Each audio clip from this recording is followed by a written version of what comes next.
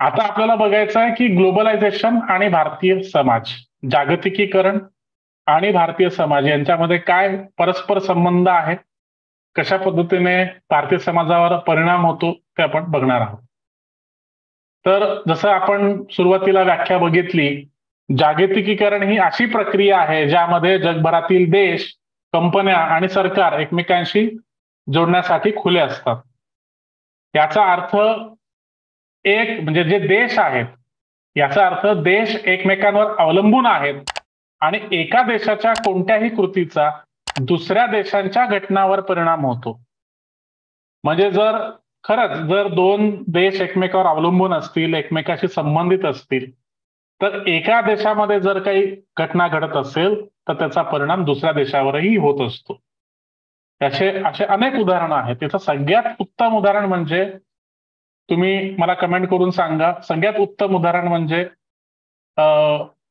तुम्ही पण मला उदाहरणं सांगा, मी पण उदाहरण सांगतो. उदाहरणार्थ म्यानमार. म्यानमारमध्ये जे रोहिंग्या मुस्लिम्स आहेत, तर या रोहिंग्या मुस्लिम्सवर जे अटॅक झालेत, जे त्यांचं पर्सिक्युशन झालं, त्यांच्यावर जे अत्याचार झाले, तर त्यामुळे या रोहिंग्या मुसलमानांचं पलायन झालं आणि खूप मोठ्या प्रमाणामध्ये हे रोहिंग्या मुसलमान हे भारतामध्ये आले. ठीक आहे, त्यांचं विस्थापन झालं, ते विस्थापित आहेत. याचं दुसरं उदाहरण म्हणजे सिरिया. सिरियामध्ये गृहयुद्ध सुरू आहे.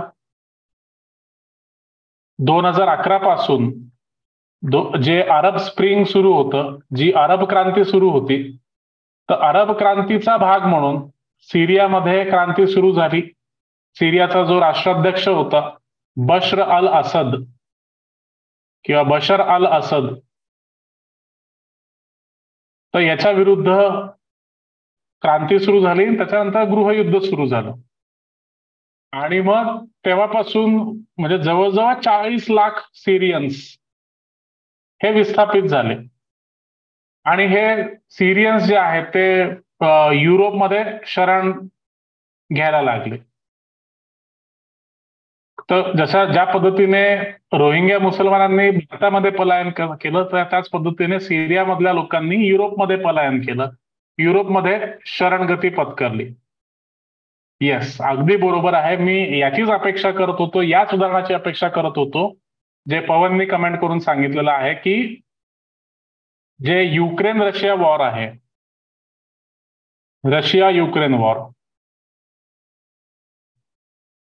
तर रशिया युक्रेन युद्धामुळे या दोन देशामध्ये जे युद्ध झालं, तर याचे जे परिणाम आहेत, याचे जे पडसाद आहेत, ते जागतिक पातळीवर पडले आणि भारत हा जगाचा एक भाग असल्यामुळे भारतावर सुद्धा याचे परिणाम पडले. काय परिणाम आहेत? तर सगळ्यात महत्वाचं म्हणजे तेलाच्या किमती. सगळ्यात महत्वाचं म्हणजे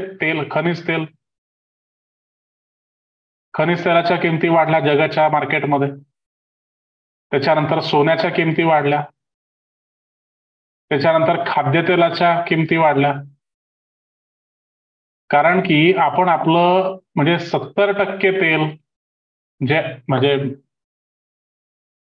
आपण जे काही खाद्यतेल आयात करतो, तुम्हाला सगळ्यांना माहिती असेल, काही लोकांना माहिती नसेल, की ज्या पद्धतीने आपण खनिज तेल आयात करतो, क्रूड ऑइल आपण इम्पोर्ट करतो, त्याच पद्धतीने आपण एडिबल ऑइल जे आहे, एडिबल ऑइल हे सुद्धा आपण आयात करतो. आणि जे आपण 90% आपलं जे आयात आहे ते रशिया आणि युक्रेन या दोन देशातून आपण करतो. रशिया आणि युक्रेन, आणि त्यातल्या त्यात 70% रशियाकडून आणि 30% युक्रेनमधून असं आपण खाद्यतेल आयात करतो. आणि याच दोन देशांमध्ये युद्ध पेटल्यामुळे जे खाद्यतेलाचे जे भाव आहेत ते सुद्धा पेटले होते. त्याच्यामुळे त्याचा जो इफेक्ट आहे तो सगळ्या अर्थव्यवस्थेवर झाला. खनिज तेल महागलं तर त्याच्यामुळे ट्रान्सपोर्टेशन कॉस्ट, दळणवळण ते पण महागलं. त्याच्यामुळे आता ट्रान्सपोर्टेशन कॉस्ट महागली, दळणवळणाची जर किंमत महागली, तर त्याचा इतर वस्तूंच्या किमतींवर पण होणार, त्याच्यामुळे महागाई येणार. तर त्याच्यामुळे अशा पद्धतीने जगाच्या कुठल्या कानाकोपऱ्यामध्ये जर काही घडलं तर त्याचे जे इफेक्ट आहेत, त्याचे जे परिणाम आहेत, ते जगाच्या इतर कोपऱ्यांमध्येही आपल्याला पाहायला मिळतात. तर हे जागतिकीकरणाचं एक वैशिष्ट्य आहे. अशा अनेक उदाहरणं तुम्ही देऊ शकतात, अनेक उदाहरणं आहेत. मग आपण चर्चा करतो की अमेरिकेमध्ये राष्ट्राध्यक्ष बदलला तर त्याचा भारतावर परिणाम होतो. ब्रिटनमध्ये जर राष्ट्राध्यक्ष बदलला तर तो कोणत्या पक्षाचा आहे, तो भारतीय ओरिजिनचा आहे का, याच्यावरूनही आपण आराखडे बांधतो की भारतावर काय परिणाम होईल. ठीक आहे, तुम्हाला आंतरराष्ट्रीय संबंधामध्ये मागच्या लेक्चरमध्ये सरांनी समजून सांगितलं असेल की कशा पद्धतीने हे जे जागतिक पॉलिटिक्स आहे, ग्लोबल पॉलिटिक्स आहे, त्याचा भारतावर कशा पद्धतीने परिणाम होतो याच्याबद्दल तुम्हाला ऐकायला मिळालं असेल सरांकडून. राईट. मग जागतिकीकरण हा एक खूप व्यापक अशी प्रक्रिया आहे, ज्याचे व्यापक असे अर्थ आहेत आणि त्याचा भारतीय समाजावर, भारतीय अर्थव्यवस्थेवर व्यापक असा परिणाम पडतो. ठीक आहे. मग आता आपण बघितलं की जगाच्या एका देशात जर कुठली घटना घडली असेल तर तिचा जो परिणाम आहे तो दुसऱ्या देशांवर पण होतो. मग ह्या ज्या घटना आहेत या तांत्रिक स्वरूपाच्या पण घटना असू शकतात. म्हणजे तंत्रज्ञानामध्ये एखादा विकास झाला, एखादी नवीन टेक्नॉलॉजी आली, तर त्या टेक्नॉलॉजिकल चेंजचा जगाच्या इतर कानाकोपऱ्यामध्ये पण फरक पडू शकतो, त्याचा इफेक्ट होऊ शकतो. आता उदाहरणार्थ की 2015 नंतर अमेरिकामध्ये एक छोटासा बदल झाला, एक छोटीशी काय म्हणतात त्याला तांत्रिक क्रांती झाली. तांत्रिक एक क्रांती घडली आणि त्याच्यामुळे संपूर्ण जगाचं जे अर्थव्यवस्थेचं गणित आहे, आर्थिक गणित आहे, ते बदललं. आर्थिक गणित कसं बदललं सांगतो. अमेरिकेमध्ये एक छोटीशी क्रांती घडली, त्याच्यामुळे जे ऑइल पॉलिटिक्स आहे किंवा जी ऑइल डिप्लोमॅसी आहे, आता ऑइल डिप्लोमॅसी किंवा डिप्लोमॅसी हा शब्द पण तुम्ही आंतरराष्ट्रीय संबंधाच्या लेक्चरमध्ये ऐकला असेल. ऑइल डिप्लोमॅसी म्हणजे काय की जे खनिज तेल आहे याला धरून जे राजकारण केलं जातं त्याला आपण ऑइल डिप्लोमॅसी म्हणतो. तर असं 2015 मध्ये काय घडलं अमेरिकेमध्ये, तर अमेरिकेमध्ये आणि संपूर्ण जगामध्ये एक एक नैसर्गिक वायू आहे, एक वायू आहे, त्या वायूला आपण म्हणतो शेल गॅस. Shale gas. आणि शेल गॅसचे साठे संपूर्ण जगभरामध्ये होते, त्याच पद्धतीने अमेरिकेमध्येही होते. परंतु अमेरिकेमध्ये हा शेल गॅसचा साठा असून सुद्धा अमेरिकेकडे तशी टेक्नॉलॉजी नव्हती. तर तशा पद्धतीची टेक्नॉलॉजी नव्हती, तंत्रज्ञान नव्हतं. आणि अमेरिकन लोकांनी हळूहळू ही टेक्नॉलॉजी विकसित केली. त्या टेक्नॉलॉजीला आपण म्हणतो फ्रॅकिंग. फ्रॅकिंग. ठीक आहे. तर ह्या फ्रॅकिंग टेक्नॉलॉजीमुळे अमेरिकन लोकांना शेल गॅस मधून तो जो गॅस आहे तो एक्स्ट्रॅक्ट करणे ते शक्य झालं. ठीक आहे. आणि जवळजवळ 3 वर्षांच्या पिरियडमध्ये, 3 वर्षांच्या कालावधीमध्ये अमेरिका हा नेट एनर्जी एक्सपोर्टर बनला. नेट एनर्जी एक्सपोर्टर म्हणजे जर एकूण त्यांच्या ऊर्जेचं आवक आणि जावक जर आपण बघितली, म्हणजे अमेरिका काय करायचा, एनर्जी निर्यात पण करायचा, एनर्जी आयात पण करायचा. परंतु अमेरिकेचं जे खनिज तेलाची जी मागणी होती ती खूप प्रचंड होती अगोदर. आणि जास्त जे खनिज तेल आहे ते कुठून यायचं, मिडल ईस्ट मधून यायचं, मध्य आशिया. मध्य आशियन ज्या कंट्रीज आहेत, इराण, इराक, कुवेत, तर याच्यातून सर्वाधिक तेल हे अमेरिकेला लागायचं. ठीक आहे. म्हणजे अमेरिका 2015च्या अगोदर नेट एनर्जी इम्पोर्टर होता. म्हणजे प्रमुख आयातक देश होता अमेरिका, सर्वाधिक तेल आयात करणारा देश होता. परंतु शेल गॅस एक्स्ट्रॅक्ट करण्याची टेक्नॉलॉजी विकसित झाल्यानंतर 3 वर्षाच्या काळामध्ये त्याचं तेल आयात अत्यंत कमी झालं, कारण की तो ऊर्जा संसाधनांमध्ये स्वयंभू झाला, स्वावलंबी झाला. त्याला आता तेल आयात करण्याची अजिबात गरज उरली नाही. उलट तो ऊर्जा एक्सपोर्ट करू लागला, तो निर्यातक देश बनला. आणि याचं एक दुसरी बाजू अशी होती, एक नवल किंवा एक वैशिष्ट्य असं होतं या संपूर्ण घटनेचं, की या सगळ्या फ्रॅकिंग टेक्नॉलॉजीमुळे भारतीय शेतकऱ्यांचा पण एक फायदा झाला. भारतीय शेतकऱ्यांचा काय फायदा झाला? एक पीक आहे, या पिकातून जे एक बाय प्रोडक्ट तयार होतं, त्या पिकाचं नाव आहे गवार. त्या गवाराच्या शेंग्यामधून एक विशिष्ट प्रकारचं बाय प्रोडक्ट निघतं, आणि ते बाय प्रोडक्ट या फ्रॅकिंग टेक्नॉलॉजीमध्ये अत्यंत उपयुक्त आहे, इम्पॉर्टंट त्याच्यात इन्ग्रेडियंट आहे. आणि त्याच्यामुळे या भारतीय शेतकऱ्यांची निर्यात क्षमता जी आहे ती वाढून गेली. आणि अमेरिका गेल्या 3 वर्षामध्ये निर्यातक देश बनला, ऊर्जेचा निर्यातक देश बनला. तर ही जी तांत्रिक घटना घडली, ही जी तांत्रिक क्रांती घडली, ती अमेरिकेच्या एका कोपऱ्यात घडली, परंतु तिचा जो परिणाम आहे तो जगाचा जे ऑइल डिप्लोमसी आहे, जगातमध्ये जे तेलाचं राजकारण चालतं, त्याच्यावर खूप मोठा परिणाम झाला. कारण की 2015च्या अगोदर अमेरिकेला प्रत्येक मध्य आशियन देशाची गरज होती. प्रत्येक मध्य आशिया किंवा जे अरब कंट्रीज होते त्याच्यामध्ये अमेरिकेने मध्यस्थता केली होती, आणि अमेरिकन धार्जिण जे नेते होते ते लोक सत्तेमध्ये होते मध्य आशियामध्ये. म्हणजे उदाहरणार्थ सौदी असेल तर सौदीची गरज होती अमेरिकेला, त्याच्यामुळे सौदीची पाठीराखण अमेरिका करत होतं. कुवेत असेल, इराण असेल, इराणला नंतर इराणवर अटॅक केला सद्दाम हुसेनवर नंतर, परंतु सद्दाम हुसेन असेल, होस्नी मुबारक असेल, तर असे जेवढेही मध्य आशियातील सत्ताधीश होते किंवा हुकुमशहा होते, त्यांना अमेरिका पाठीराखण करायचं, त्यांना अमेरिका अगोदर सपोर्ट करायचं. परंतु एकदा का अमेरिका ऊर्जा क्षेत्रामध्ये स्वयंभू झाला, एकदा का अमेरिका ऊर्जा क्षेत्रामध्ये स्वावलंबी झाला, त्याने या मध्य आशियन देशांना पाठिंबा देणं बंद केलं.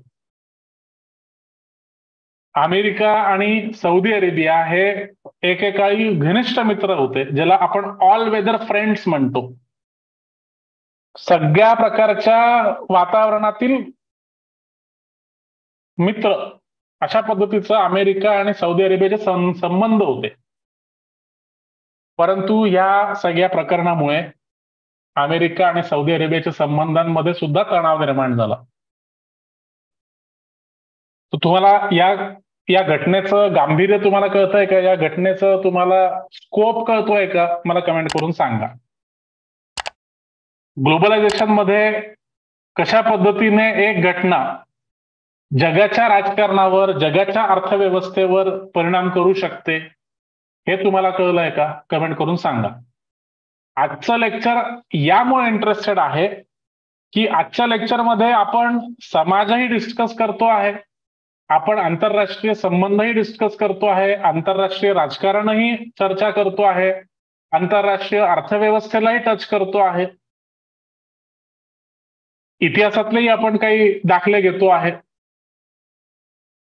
तर म्हणून आजचं जे लेक्चर आहे हे खूप इंटरेस्टिंग होत चाललेलं आहे. म्हणजे मला सुद्धा या सगळ्या गोष्टी शेअर करताना उत्साह येतो आहे. सगळ्यांना कळतंय का? सांगा. ठीक आहे, ओके. आता ही जी घटना आहे ती पर्यावरणीय घटना असू शकते. आपण काय बघत होतो की कुठेही एक घटना घडली जगाच्या कोपऱ्यामध्ये तर तिचा इतर जगावर परिणाम होतो. मग ती घटना तांत्रिक घटना असू शकते, जसं फ्रॅकिंग टेक्नॉलॉजी आहे, ती घटना पर्यावरणीय घटना असू शकते, ती घटना शैक्षणिक घटना असू शकते, ती घटना आर्थिक स्वरूपाची असू शकते. ठीक आहे, म्हणजे आता आर्थिक स्वरूपाची घटना खूप सोपं उदाहरण आहे. उदाहरणार्थ 2008 मध्ये जे ग्लोबल इकॉनॉमिक रिसेशन आलं होतं, ग्लोबल इकॉनॉमिक रिसेशन हे कुठे आलं होतं? तर युरोपमध्ये काही बँका होत्या. त्या बँकेचं नाव होतं लेहमॅन ब्रदर्स. तर लेहमॅन ब्रदर्स ही जी बँक आहे ती कोसळल्यामुळे संपूर्ण युरोपमध्ये रिसेशन म्हणजे आर्थिक मंदी आली आणि या मंदीचे पडसाद संपूर्ण जगभरामध्ये पसरले. भारतावरही थोड्याफार प्रमाणामध्ये इफेक्ट झाला, परंतु जेवढा अमेरिकेवर झाला, युरोपवर झाला, तेवढा भारतावर झाला नाही. ठीक आहे. त्यानंतर 2019 मध्ये कोरोना, कोविड-19. आता ही आरोग्यविषयक घटना आहे, परंतु ही जी घटना आहे जिची सुरुवात चायनामधून झाली, परंतु संपूर्ण जगभरामध्ये कशा पद्धतीने धुमाकूळ घातला संपूर्ण जगभरामध्ये हे तुम्हाला सगळ्यांना माहिती आहे. मग जागतिकीकरणामध्ये जगाच्या कानाकोपऱ्यामध्ये अशी कुठलीही घटना असेल, मग ती आरोग्यविषयक असेल, अर्थव्यवस्थेविषयी असेल, शिक्षणाविषयी असेल, पर्यावरणाविषयी असेल, राजकारणाविषयी असेल, तर तिचा जगाच्या दुसऱ्या कोपऱ्यावर परिणाम झाल्याशिवाय राहत नाही. यालाच आपण जागतिकीकरण म्हणतो. ठीक आहे. पुढचा मुद्दा बघूयात आपण. जागतिकीकरणाचा भारतीय तरुण आणि भारतीय महिलांवर देखील परिणाम झालेला आहे. ते काय परिणाम झालेले आहेत ते आपण बघणार आहोत पुढच्या लेक्चर्समध्ये. ज्या देशात खुली अर्थव्यवस्था असते, ज्यामध्ये उत्पादक, ग्राहक, सरकार आणि उर्वरित जग या 4 घटकांचा समावेश असतो, ते देश जागतिकीकरणाला पूरक असतो. ठीक आहे. आता जसा भारत हा 1991-92 पर्यंत हा एक प्रकारे बंद अर्थव्यवस्था होता. आता याच्यामध्ये अर्थव्यवस्थेचे 2 प्रकार तुम्ही बघा. अर्थव्यवस्था ही 2 प्रकारची असते. एक म्हणजे खुली किंवा ज्याला आपण म्हणतो ओपन, आणि दुसरी म्हणजे बंद किंवा क्लोज्ड. आता खुली अर्थव्यवस्था अशी असते की त्याच्यामध्ये तुम्ही कुठलीही गोष्ट आयात करू शकता आणि कुठलीही गोष्ट तुम्ही निर्यात करू शकता. त्याच्यावर कुठल्याही प्रकारचं बंधन नसतं किंवा निर्बंध नसतात. ठीक आहे. तर त्याच्यामध्ये म्हणजे मेन म्हणजे मजूर असतील, मनी म्हणजे भांडवल, मशिनरी म्हणजे मशीन्स आणि मटेरियल म्हणजे कच्चा माल. तर असे सगळे जे घटक आहेत, मेन म्हणजे मजूर, मनी म्हणजे भांडवल, मशिनरी म्हणजे मशीन्स आणि मटेरियल म्हणजे कच्चा माल, तुम्ही कशाचीही आयात करू शकता आणि तुम्ही कशाची पण निर्यात करू शकता. याला आपण ओपन इकॉनॉमी म्हणतो किंवा खुली अर्थव्यवस्था म्हणतो. आणि याच्यात थेट उलट म्हणजे क्लोज्ड इकॉनॉमी, म्हणजे आयातीवर अनेक निर्बंध असतात. तुम्ही आयात सहज साध्या सोप्या पद्धतीने करू शकत नाही. निर्यातीवर सुद्धा खूप मोठे बंधनं असतात. तुम्ही निर्यातही साध्या सोप्यापणाने करू शकत नाही. मग 1991-92 पर्यंत 1991 ही भारताची जी अर्थव्यवस्था होती ती ऑलमोस्ट बंद पद्धतीची अर्थव्यवस्था होती. अनेक रिस्ट्रिक्शन्स होते. परंतु 1991-92 मध्ये आपण LPG धोरण, उखाजा धोरण हे स्वीकारलं. लिबरलायझेशन, प्रायव्हेटायझेशन, ग्लोबलायझेशन, उदारीकरण, खाजगीकरण आणि जागतिकीकरण. आणि त्याच्यामुळे आयात आणि निर्यात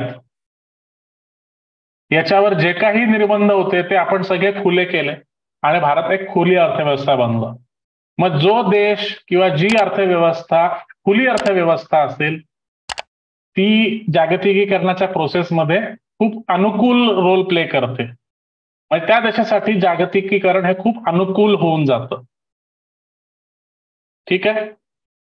त्यानंतर जागतिकीकरणाची नवीनतम आवृत्ती ही 4.0 आहे. म्हणजे तज्ज्ञ असं म्हणतात की याच्या अगोदर 4 टप्प्यांमध्ये जागतिकीकरण झालेलं आहे. ग्लोबलायझेशन 1.0, ग्लोबलायझेशन 2.0, ग्लोबलायझेशन 3.0 आणि आता जे सुरू आहे ते ग्लोबलायझेशन 4.0 हे व्हर्जन आहे. 1492 मध्ये कोलंबसचा प्रवास, जसं मी तुम्हाला स्टार्टिंगला सांगितलं होतं, 1492 मध्ये कोलंबसचा प्रवास ही घटना पहिलं जागतिकीकरण असल्याचे सांगितले जाते. ठीक आहे. त्याच्यानंतर आता जागतिकीकरणाचे वैशिष्ट्य बघूयात आणि मग भारतीय समाजाबद्दल बोलूयात. जागतिकीकरण ही परस्परावलंबन, परस्पर संबंध आणि अर्थव्यवस्था आणि समाजांचे एकीकरण वाढवण्याची प्रक्रिया आहे की जगाच्या एका भागात घडलेली घटना जगाच्या इतर भागातील लोकांवर परिणाम करते. जागतिकीकरणाचा परिणाम दूरगामी आहे, लॉंग टर्म इफेक्ट्स आहेत. हे आपल्या सर्वांवर परिणाम करते, परंतु आपल्यावर वेगवेगळ्या प्रकारे परिणाम करते. जागतिकीकरणामध्ये जगातल्या कुठल्याही कानाकोपऱ्यात जर एखादी घटना घडत असेल तर तिचा सगळ्यांवर परिणाम होतो. प्रत्येक देशावर परिणाम होतो, परंतु तो परिणाम वेगवेगळ्या प्रकारचा असतो. अशा प्रकारे काहींसाठी याचा अर्थ नवीन संधी असू शकते, तर काहींसाठी उपजीविकेचे नुकसान असू शकते. म्हणजे आपण जर भारतीय समाज जर आपण बघितला, भारतीय समाजाचे जे विविध घटक जर तुम्ही बघितले, एक म्हणजे बालक, दुसरा म्हणजे महिला, त्यानंतर युवक, त्यानंतर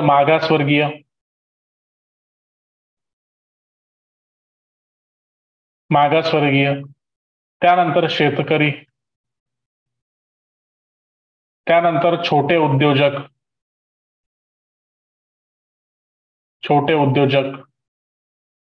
ठीक आहे, त्यानंतर श्रीमंत.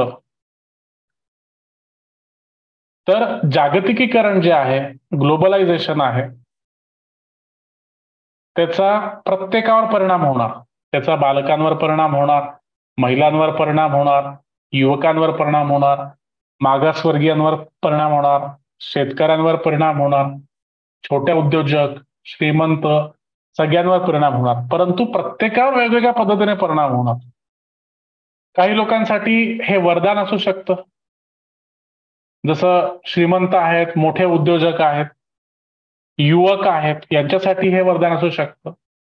परंतु काही लोकांसाठी हे नुकसान असू शकतं, जसं मागासवर्गीय असतील, शेतकरी असतील, छोटे उद्योजक असतील, यांच्यासाठी हे संकट असू शकतं किंवा उपजीविकेचा नाश असू शकतं. लॉस ऑफ लाईव्हलीहूड आपण ज्याला म्हणतो, लॉस ऑफ लाईव्हलीहूड, उपजीविकेचा ऱ्हास किंवा उपजीविकेचा नाश. म्हणजे बऱ्याच लोकांना, जसं युवक आहेत त्यांना नव्या जॉबच्या संधी मिळू शकतात, जे उद्योजक आहेत त्यांना उद्योग विस्तारण्याच्या त्यांना संधी मिळू शकतात.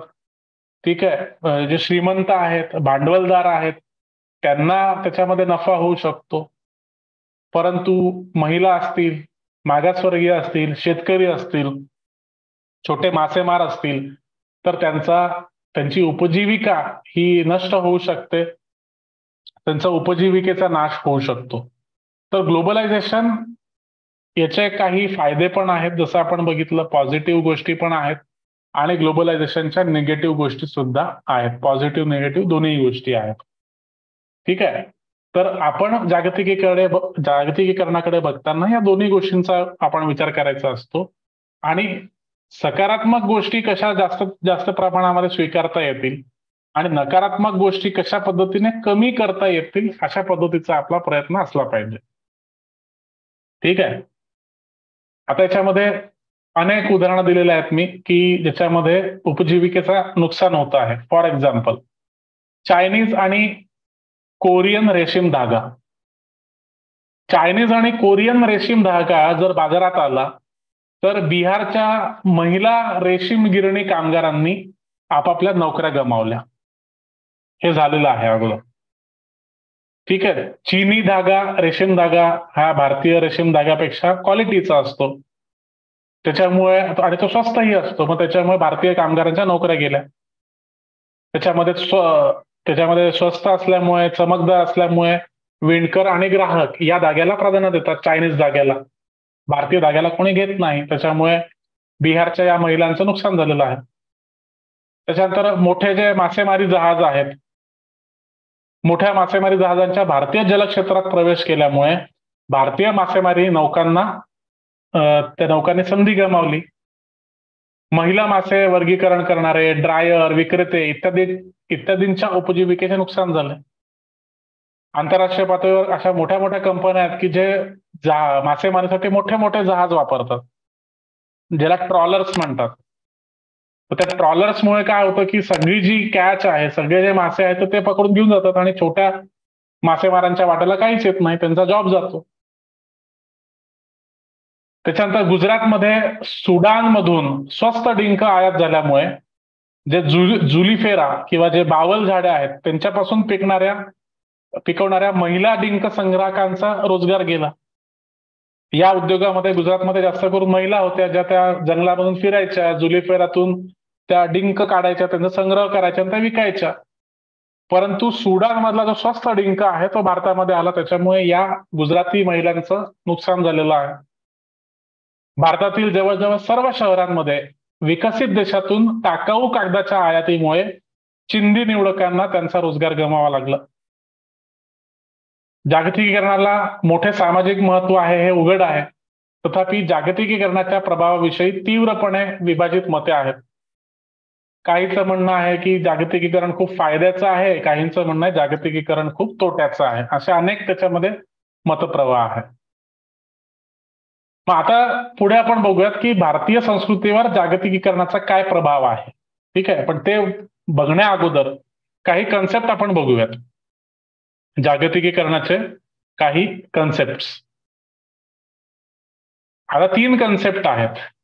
एक म्हणजे ग्लोबलायझेशन आपण बघितलं, दुसरा कन्सेप्ट आहे लोकलायझेशन, आणि या दोघांचं मिश्रण म्हणजे ग्लोकलायझेशन.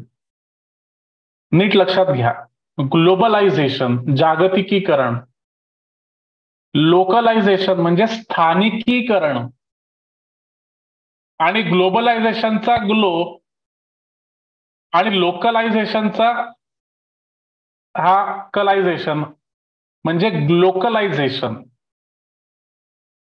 आता याच्यामध्ये काय फरक आहे? आता ग्लोबलायझेशन म्हणजे काय, याच्यात डायग्राम मध्ये सांगितल्याप्रमाणे कल्पना आणि वस्तू, आयडियाज आणि प्रोडक्ट्स यांचं ग्लोबल डिस्ट्रीब्युशन. आता मी तुम्हाला डायग्रामच्या माध्यमातून समजावून सांगतो. ग्लोबलायझेशन म्हणजे काय? ग्लोबलायझेशन म्हणजे काय की आयडियाज म्हणजे कल्पना, दुसरं म्हणजे प्रोडक्ट्स, यांचं जागतिक वाटप किंवा जागतिक डिस्ट्रीब्युशन, ग्लोबल डिस्ट्रीब्युशन. म्हणजे एका ठिकाणी जर तुम्ही त्या वस्तू किंवा सेवेचं तुम्ही निर्मिती केली असेल तर तिचं डिस्ट्रीब्युशन तुम्ही जागतिक पातळीवर करणार. ठीक आहे, जसं पिझ्झा आहे, जसं जीन्स आहे, जसं इंटरनेट आहे, ठीक आहे, जसं कोला आहे, जसं योगा आहे. हे काय आहे? ग्लोबलायझेशन आहे. कळतंय का सांगा मला? याचं जागतिक डिस्ट्रीब्युशन म्हणजे जगाच्या कुठल्याही कानाकोपऱ्यात तुम्ही गेला तर तुम्हाला पिझ्झा मिळेल, जीन्स मिळेल, इंटरनेट मिळेल, कोला मिळेल, योगा मिळेल. ठीक आहे. आता लोकलायझेशन म्हणजे काय? लोकलायझेशन म्हणजे काय की प्रत्येक गोष्टीचं स्थानिक डिमांड प्रमाणे, स्थानिक मागणीप्रमाणे तिची निर्मिती करणे. म्हणजे जो स्थानिक ग्राहक आहेत, स्थानिक ग्राहक, तर त्याच्या आवडीनिवडीप्रमाणे त्याची आवड, त्याची निवड, त्याचं प्राधान्य, ठीक आहे, या सगळ्या गोष्टींप्रमाणे आपण वस्तू आणि सेवा तयार करणे. ठीक आहे. आता उदाहरणार्थ सिंपल देतो, पुणे. पुणे जे शहर आहे त्या पुणे शहरामध्ये काही खाण्यापिण्याच्या वस्तू अशा आहेत की ज्या फक्त पुण्यातच तुम्हाला सापडतील. महाराष्ट्रात तुम्हाला कमी अशा ठिकाण असेल की तिथे तुम्हाला पाहायला मिळतील. म्हणजे उदाहरणार्थ पुण्यामध्ये तुम्हाला पुरणपोळी पुरणपोळी तुम्हाला सहज, तुम्ही जर फिरलात पुण्यामधून तर तुम्हाला सदाशिव पेठ, डेक्कन, शिवाजीनगर किंवा पेठ जेवढा काही एरिया आहे, नारायणपेठ असेल, तर या ठिकाणी तुम्हाला सहज पुरणपोळी मिळेल. चकली असेल किंवा हे फराळाचे जे चिवडा वगैरे हे तर सगळं कुठेही मिळतं म्हणा. पण असे काही टिपिकल पदार्थ आहेत, जसं थालीपीठ असेल. थालीपीठ खूप आवडतं मराठी लोकांना. त्यातल्या त्यात पुण्यामध्ये थालीपीठाचे बरेच स्टॉल्स तुम्हाला आढळतील. ठीक आहे. साबुदाणा खिचडी. साबुदाणा खिचडी तर ऍक्च्युली आता आजकाल महाराष्ट्रात कुठेही मिळते.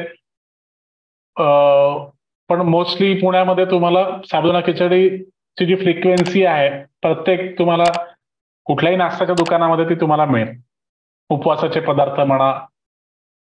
ठीक आहे. मग बाकी पुरणपोळी आणि थालीपीठ असे प्रकार आहेत की जे तुम्हाला इतर ठिकाणी असं सहजासहजी नाही मिळणार.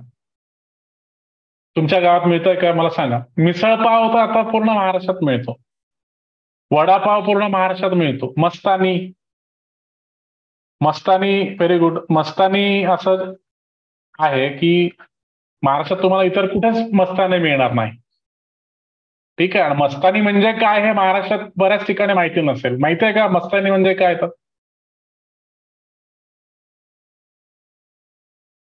पुरणपोळी महाराष्ट्रात इतर ठिकाणी तुम्हाला फक्त फेस्टिवल असेल तर मिळते, पण पुण्यामध्ये तुम्ही कधीही जा, तुम्हाला पुरणपोळी कधीही मिळते, इझिली अवेलेबल आहे. अच्छा, मग नागपूरमध्ये मिसळ पाव नाही मिळत. नागपूरमध्ये काय मिळतं? नागपूरमध्ये रस्सा पोहे मिळतात. रस्सा पोहे सगळ्यात फेवरेट डिश आहे नागपुरी लोकांची. सावजी चिकन. सावजी चिकन किंवा सावजी पदार्थ.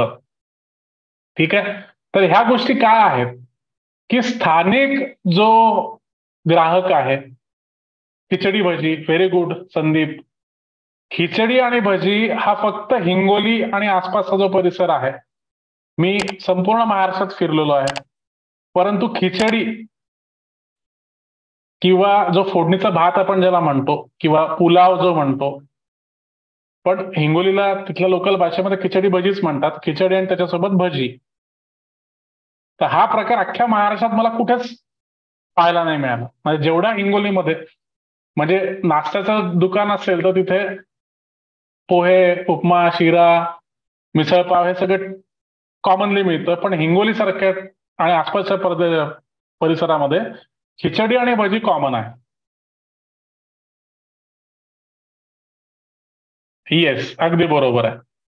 तर ह्या गोष्टी काय आहेत, तर स्थानिक लोकांच्या आवडीनिवडीप्रमाणे, प्राधान्याप्रमाणे, त्यांच्या चॉईसेस प्रमाणे त्या पद्धतीच्या वस्तू उत्पादित करणे, त्या लोकांनाच विकणे, त्याला आपण लोकलायझेशन म्हणतो. स्थानिकीकरण. स्थानिकीकरण लक्षात आलं?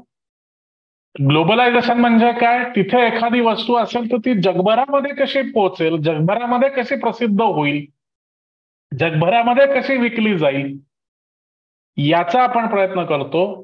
आणि स्थानिकीकरणामध्ये ते जे स्थान आहे त्या स्थानामध्ये जे लोक राहतात, त्यांच्या आवडीनिवडी, त्यांच्या गरजा आणि ते विकत घेतील अशाच वस्तू आपण बनवतो. ह्या दोन वेगवेगळ्या कन्सेप्ट आहेत, लक्षात घ्या. परंतु या दोन्ही कन्सेप्टला जर आपण मिक्स केलं, या दोन्ही कन्सेप्टला जर आपण एकत्र केलं, तर याच्यातून जो नवीन कन्सेप्ट तयार होतो तो म्हणजे ग्लोकलायझेशन. स्पेलिंग नीट लक्षात घ्या. GLO, ग्लोबलायझेशनचा ग्लो, कलायझेशन, लोकलायझेशनचं कलायझेशन. मग आता ग्लोकलायझेशन म्हणजे काय? की ग्लोबलायझेशन आणि लोकलायझेशन या दोन्ही संकल्पनांना एकत्रित करणे आणि जागतिक कल्पना असतील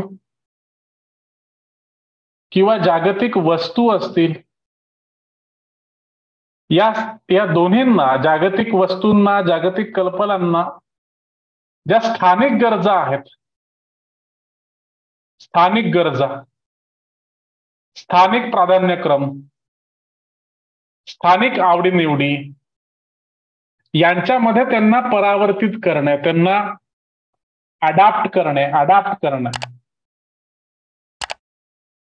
ठीक आहे. जागतिक कल्पनांना, जागतिक वस्तूंना स्थानिक गरजांप्रमाणे बदलणे म्हणजे ग्लोकलायझेशन. आता याचं उदाहरण म्हणजे काय?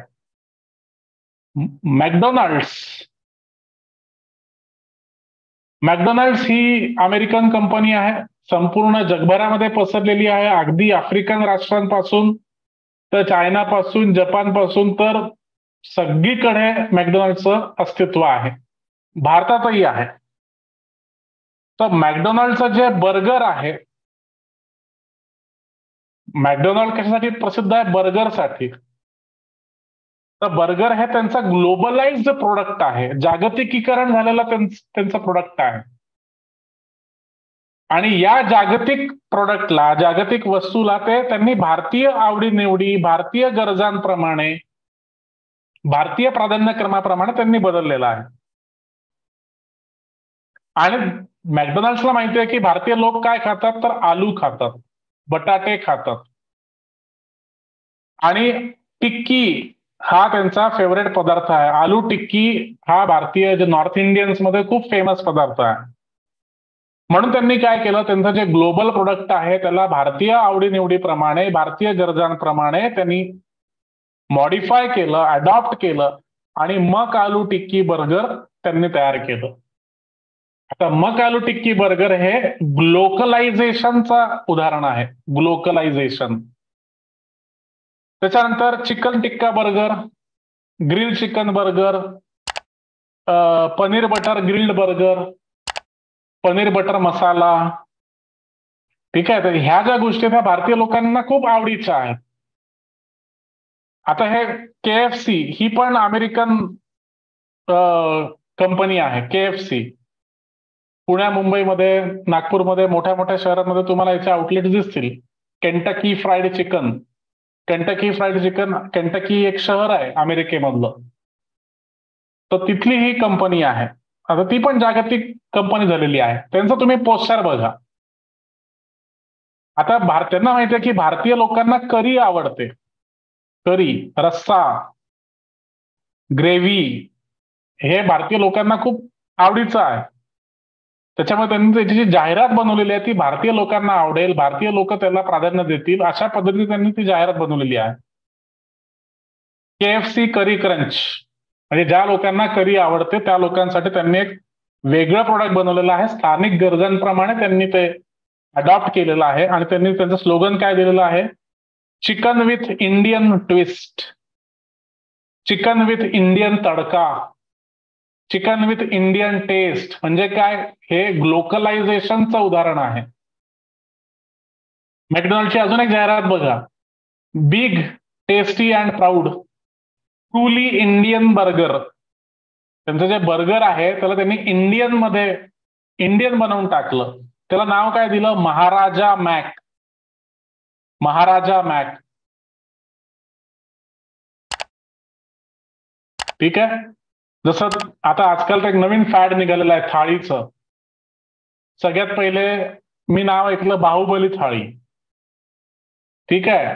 त्याच्यानंतर मग काय आमदार थाळी, खासदार थाळी, काय काय म्हणजे अनेक त्याचे व्हर्जन्स मला पाहायला मिळाले. तर थाळीचं पण खूप फॅड आहे आपल्याकडे. तर त्याच्यामुळे भारतीय जे स्थानिक लोक आहेत त्यांच्या आवडीनिवडी, त्यांच्या गरजा याप्रमाणे जेव्हा ह्या मल्टीनॅशनल कंपन्या अडॅप्टेशन करतात त्याला आपण ग्लोकलायझेशन म्हणतो. म्हणजे एवढंच नाही, नवरात्री असेल, ठीक आहे, तर जे ह्या ज्या मल्टीनॅशनल कंपन्या आहेत, मॅकडॉनल्ड्स आहेत, त्या व्हेज होऊन जातात. व्हेज म्हणजे जिथे जास्ती लोक म्हणजे मेजॉरिटी लोक, बहुसंख्य लोक व्हेजिटेरियन आहेत, तिथे ह्या ज्या मॅकडॉनल्ड सारखे ज्या आउटलेट्स आहेत ते पूर्ण मेनू त्यांचा व्हेज ठेवतात, की आता नवरात्र आहे तर नवरात्रामध्ये लोक चिकन बिकन खात नाही, तर आम्ही सगळं व्हेजच देणार. याला आपण म्हणतो ग्लोकलायझेशन. कळलंय का? कमेंट करून सांगा. ग्लोबलायझेशन, लोकलायझेशन आणि ग्लोकलायझेशन हे तीनही कन्सेप्ट कळले आहेत का? मला कमेंट करून सांगा. राज्यसेवा मुख्य परीक्षेच्या नव्या पॅटर्नबाबत जाणून घेण्यासाठी डाउनलोड करा स्वप्न स्टडीज ॲप आणि एनरोल करा GS आन्सर रायटिंग कोर्समध्ये. लिंक डिस्क्रिप्शनमध्ये दिली आहे. आणि अशाच प्रकारच्या महत्त्वपूर्ण व्हिडिओजना बघण्यासाठी सबस्क्राईब करा स्वप्न स्टडीज यूट्यूब चॅनल आणि बेल आयकन क्लिक करायला विसरू नका.